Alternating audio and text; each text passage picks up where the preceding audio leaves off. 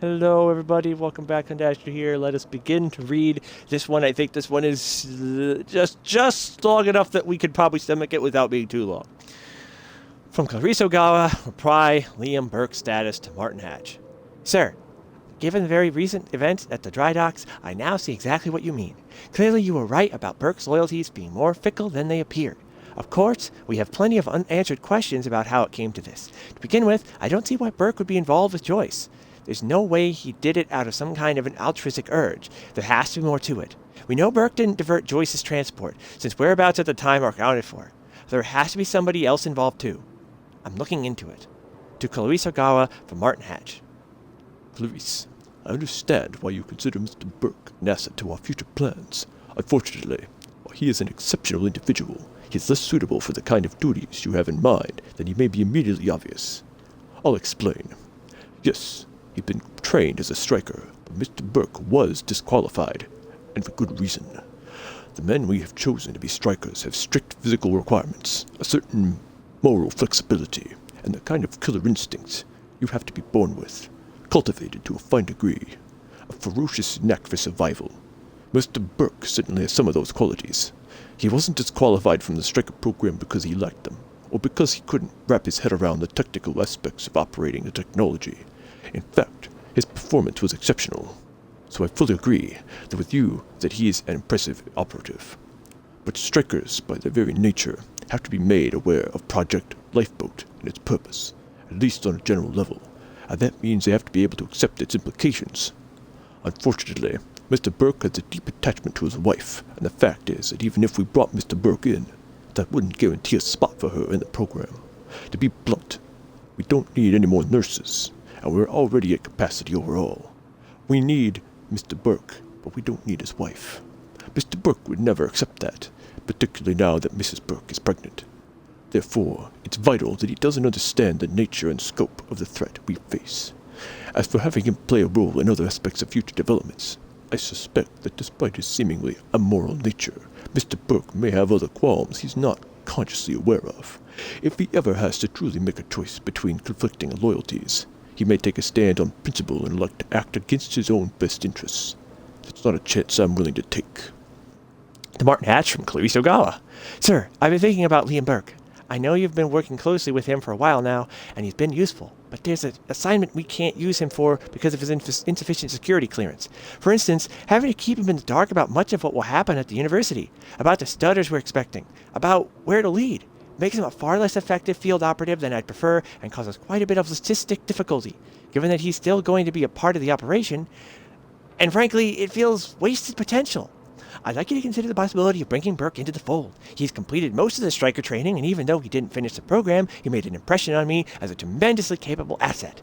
His service record is exemplary, and he has a well-earned reputation as somebody who gets things done, no questions asked. By the same token, I would love to include Burke in our long-term plans. We could use a man like him in our corner, and I could deploy him far more effectively. Let me know what you think. That's what I think. I'm not Mr. Burke, but I'm pretty sure that's what he was saying without saying it. Ooh, what's out the window? Nothing. Nothing really. Wait, is this something I can interact with? No, it's not. Is it? No, it's not. But there is a thingy over here I can interact with. Yes. You've made a time point. All right. Yes. All right. What do we got here? More things to read. From Manuel Porretta, Liam Burke Psych Evaluation to Martin Hatch. Ooh, more Hatch voice. More Zavala voice. Martin, first of all, I have to again register my objection. What you are having me do under the guise of a psych evaluation is a blatant violation of Liam Burke's doctor-patient confidentiality, and the only reason I'm doing this is because you leave me no other choice. Now, I recognize that in the world to come, our current rules and legislation, even our standards of morality, may no longer be applicable, but we aren't there yet.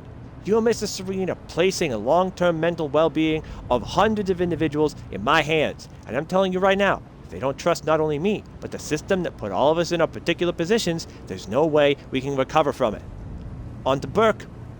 It is my considered professional opinion that the man is a bit of a powder keg. First of all, for all his calm exterior, he's under a tremendous pressure. I understand your reasoning for pulling him out of the striker program, but what you have essentially done is instill in him a sense of encroaching doom. He doesn't know the specifics. Obviously, he didn't make it far enough at the program to be briefed on that. But he knows that we're preparing for a future threat that is somehow related to the flow of time being interrupted, and that there are dangers out there, dangers that we have specifically been training the striker units for. There are men who are content to merely follow orders and let others worry about the consequences. Burke is not one of them. He is willing to commit acts of violence without asking why, but don't mistake the lack of qualms for blind obedience. Burke needs agency. He has a fundamental need to feel in control of his life, and you have put him in a position where that's no longer possible for him. He's good at seeing patterns and drawing accurate conclusions from the facts available to him, and he has deduced, quite correctly, that he was being trained for a specific scenario that Monarch believes will happen. He is also painfully aware of the fact that if and when that scenario arrives, he will not be a part of the solution. He understands the nature of the striker units, that they are only useful in a zero-state situation, and he understands that in such a situation, a man without a striker unit is essentially dead. He doesn't know about the lifeboat protocol, obviously, but if he did, he'd then also know he's not a part of it. Either way, the bottom line is that he's in a hopeless situation. He fears that the end of the world is coming, and he knows that if it does, the only way he could survive is with the technology Monarch has denied him access to. He doesn't understand the details or even the exact nature of that end of the world, but that just makes it worse. Fear and lack of understanding breed tremendous anxiety, Mr. Hatch. He may not show it, but believe me, Burke feels it, for himself and for his family. It may interest you to know that his wife is pregnant. You can understand how that adds to the pressure. To be honest, given the parameters we're operating under, I don't know how to resolve this. In Burke, you have a tremendously efficient operative, but you've put him in an impossible position. I believe he will remain the effective? Yeah, not efficient. He will remain effective as long as he doesn't have reason to believe the scenario he fears is imminent. But once he believes it has arrived, all bets are off. That is, unless you can give him hope of survival. But at this point, resentment and suspicion are starting to turn into paranoia, and frankly, I'm not sure he would trust either of us anymore. And speaking of trust, I recommend you think about what I said in my opening paragraph, Martin. Our greatest challenge and greatest assets in the subjective years to come won't be technological, but all too human. Don't make the mistake seeing people as just entries on a spreadsheet. Yeah. Okay. And we saw that come to fruition when Burke betrayed Monarch Solutions in that video, in that episode. Okay. I guess my time vision gives me super jump. Oh, there's nothing in there apparently. Oh, now that you've said he shadow you, Joni, about Paul Serene, I can't help but think, are you saying, because he's like in his 40s and Jack Joyce is in his 20s, that Jack travels back into the past even further, like 20 years before he's born, and becomes Paul Serene in the past to befriend himself in the future to lead all of this to happen, to when he jumps back into the past again to become Paul Serene, Paul Serene again and the head of Monarch Solutions at the start of the game? Are you saying that I am a 60-year-old man now fighting myself in my 20s? And you've changed my face? Is that how deep the game goes? From asshole to pretty lady. What up, fools? So I looked up Ava Ferraro. She checked out pretty much how you'd expect. Good grades, no student loans because daddy's got money, popular, the classic I'm better than you because I care so much package. Not studying anything even remotely useful in a world where you gotta work for a living. She's into this whole activist lifestyle, always protesting this or that, and generally just hugging every tree and saving every whale she sees. Yawn. On average, she signs 2 petitions a week and generally spends half her life sticking her nose in other people's shit. Credit where it's due, she's pretty good at it. Also, she's got a whole lot of friends who are all into this stuff, and she seems to be real good at getting them coordinated. Kinda makes her perfect for our purposes, cause if you can talk her into saying what we want, there's a lot of folks who are gonna listen. No boyfriend, or girlfriend, I don't know which way she swings. Why doesn't she put that on the internet? Doesn't she know that's what it's for?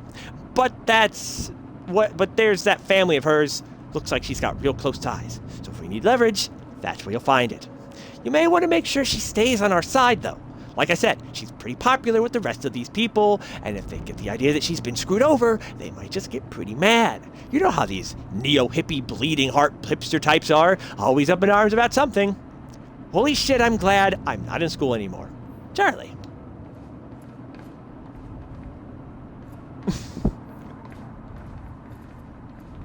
Semi-auto carbine. No, I don't want any of this. All these crappy guns. All these crappy guns. Stupid crappy guns. I don't need any of them. I have this. Oh wait, where's that? Did I miss one? I did! Eh. Ow! Alright, let's see here. Powers. What was costing for? Enemies remain visible for longer. I kind of like that. Time stop, don't care. Activation, no. Time shield, slow time, no.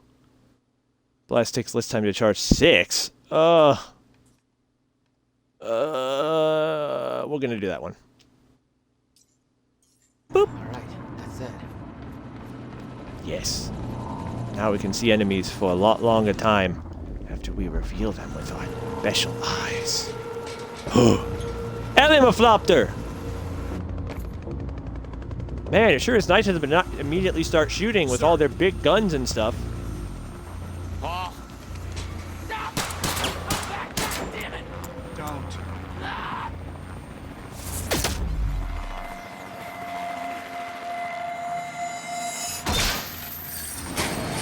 Oh.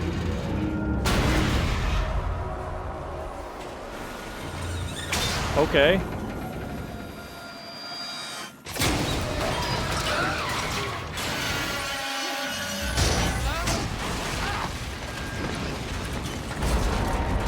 Ah, we're fine.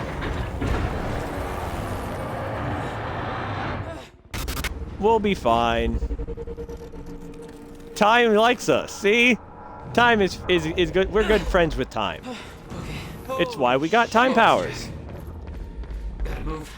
Come on! I mean, look, time is on our side. What does it matter? Can I just go? Oh, nope, it's being smooshed. Okay. I have to unsmush it.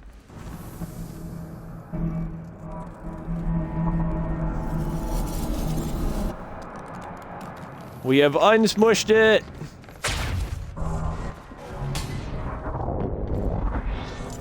Oh, wow, yeah. That's a big smushing. Oh, no! What just happened? I thought time was stopped. I got killed by time. Time has ended me. Is it actually moving in slow motion right now? No? Okay. So can I do it from in here? No, I can't. Okay. I need to move back. Okay. Focus, Jack. Focus. Alright, so we get that one done. And then we jump through here. And then what is it? This thing? Okay. Oh, so it's freaking out. Okay, so I have... Oh. Oh, and I can't even, like, actually touch that, huh? Come on! What? What?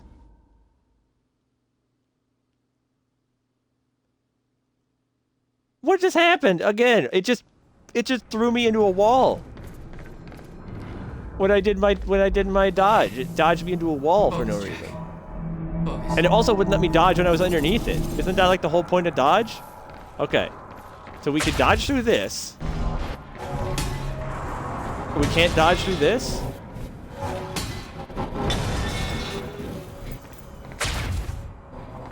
Okay, so we can dodge through that. Alright. Whatever. Stutters were getting Weird. Be shifting. I don't know why it wasn't letting me do back it and forth before. without warning. At the time, I didn't think it could get much worse. But we both know it did. This seems like the safest place to go. Oh.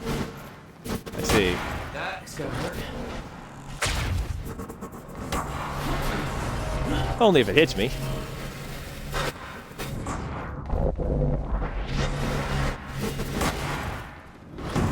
Yeah, we're fine.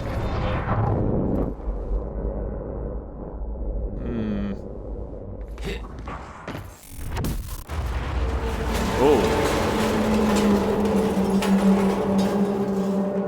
Whoa, whoa, whoa! Okay. That seems like a pretty good pausing spot, right?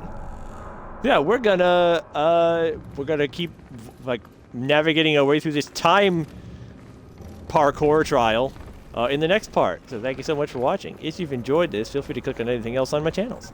I want you to be safe and stay awesome, and this is Dasher signing out. Bye!